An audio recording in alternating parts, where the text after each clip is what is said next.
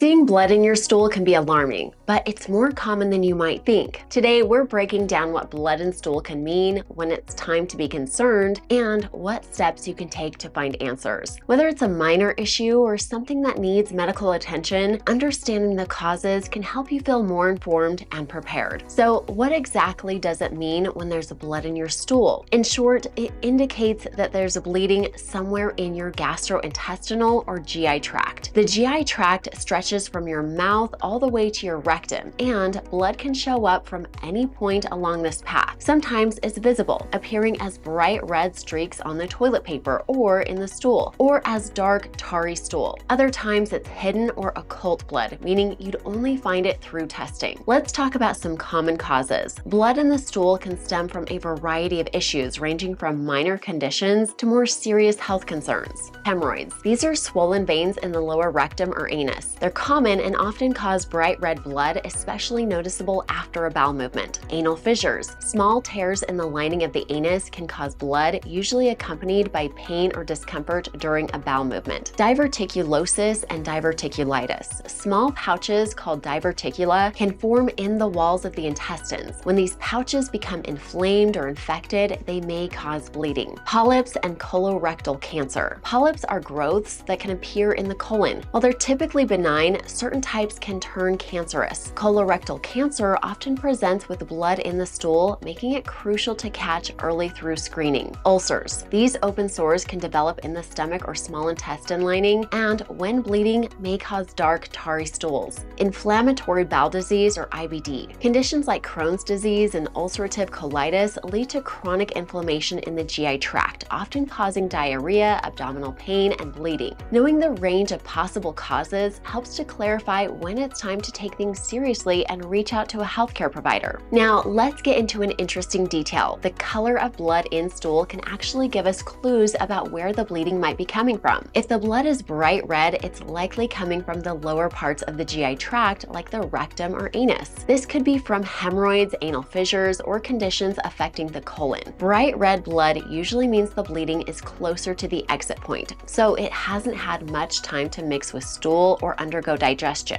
On the other hand, if the stool is dark or tarry with a sticky consistency, it often indicates a bleeding from higher up in the GI tract, such as the stomach or small intestine. This dark color happens because the blood has been digested as it's traveled through the intestines. Dark or tarry stool is commonly associated with issues like ulcers or other upper GI conditions. Then there's hidden or occult blood. Occult blood isn't visible to the eye, which is why tests like FOBT or FIT are used to detect it. This type of bleeding can occur anywhere in the GI tract and may be a sign of polyps, early stage cancer, or other GI conditions that don't yet show symptoms. Most colon cancers start as polyps. Screening for hidden blood in stool finds polyps before they even turn into cancer. So in a way, the color of blood, whether bright red or dark and tarry, can act as a signpost, pointing doctors to the area of the GI tract where the issue might be originating. It's an important detail in diagnosing the cause of GI bleeding and guiding further testing or treatment. Now, let's go over the main ways blood in stool is diagnosed, starting with at-home rapid test kits for checking hidden blood in stool. You might have heard of them as fecal occult blood tests or FIT tests, short for fecal immunochemical tests. These are super easy to use and are recommended for adults between 45 and 75 as a regular screening option. They're a non-invasive choice, and healthcare professionals often recommend them as a first step to spot potential GI bleeding. What's great is that these at-home test kits work a lot like the professional versions, giving you a simple, private way to check for blood in your stool from the comfort of your own home. Another non-invasive option is at-home collection kit. With these, you can collect your stool sample at home, then send it to a lab where they check for blood and any abnormal DNA markers that might be linked to colorectal cancer or certain types of polyps. Next, there are invasive imaging procedures that physicians use to pinpoint specific causes of blood in the stool. Each procedure examines a different section of the gastrointestinal or GI tract, helping to locate the exact source of bleeding. Endoscopy, also known as gastroscopy, this procedure focuses on the upper GI tract, which includes the esophagus, stomach, and the beginning of the small intestine. During an endoscopy, a thin, flexible tube with a camera is inserted through the mouth, allowing the physician to look for potential bleeding sources such as ulcers or early signs of cancer. If needed, tissue samples can also be taken for further analysis. analysis. Colonoscopy.